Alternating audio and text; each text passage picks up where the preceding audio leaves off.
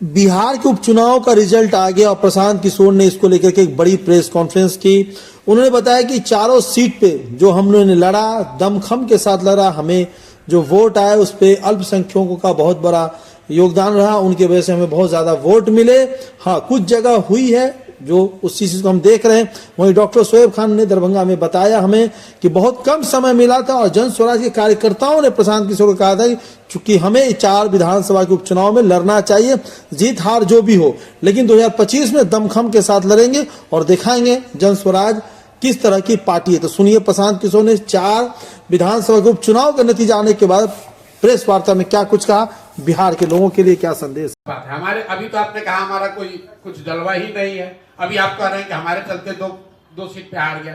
ये आरजेडी वाले हारने के बाद, ये 30 साल पुरानी पार्टी है, हर जगह हारे हैं। हारने के बाद अब दोषारोपण दूसरे पर करेंगे।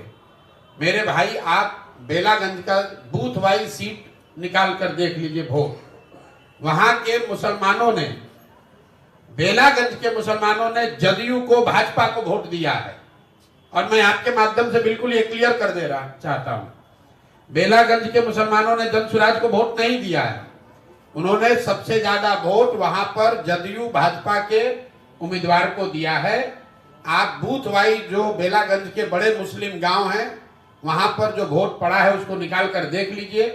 तो अगर राजद वाले ये कह रहे हैं अगर हम लोग इमामगंज में चुनाव नहीं लड़ते तो मांझी जी को जो 55,000 वोट मिला है, एनडीए के कैंडिडेट को सबसे कम वोट कहां मिला है? इमामगंज में। बाकी हर जगह एनडीए के उम्मीदवार को करीब करीब 70,000 वोट मिला है। एकमात्र इमामगंज ऐसी सीट है जहां पर एनडीए के उम्मीदवार को 55,000 से कम वोट मिला है। तो हम लोग का अपना आकलन यह है कि जो वोट जन स्वराज को इमामगंज में मिला है उसका 2/3 हिस्सा वो था जो मांझी जी को वोट मिल सकता था। कुछ हिस्सा जरूर राजद का आया होगा। अगर इमामगंज में हम लोग नहीं लड़ते तो राजद वहां और बड़े अंतर से हारती, कम से कम 25-30 हजार से हारते ये लोग। बिहार में जो परिणाम आया है, जीतने वालों को बधाई।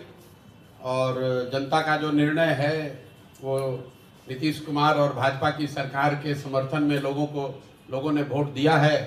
तो जो सरकार चल रही है, जिस तरह से चल रही है, जनता का उसमें विश्वास है तो वो सरकार चलती रहे। हम लोग अपना जो प्रयास कर रहे हैं वो प्रयास आगे करते रहेंगे। आप चारों सीटों जन स्वराज और जन स्वराज अभियान दोनों को 2 तरीके से देखिए। जन स्वराज अभियान जो है उसको बिहार में स्थापित करने में, बिहार के घर घर पहुंचाने में 2 वर्ष का समय लगा है। बहुत लोगों ने जब अभियान की शुरुआत हुई तो ये कहा कि बिहार में तो कोई इसकी जगह ही नहीं है, कोई इसको मानेगा नहीं, कोई सुनेगा नहीं। लेकिन बिहार के एक बड़े जनमानस में आज जन स्वराज की बात को लेकर, जन स्वराज की परिकल्पना को लेकर, बिहार में बदलाव को लेकर एक सकारात्मक सोच बनी है।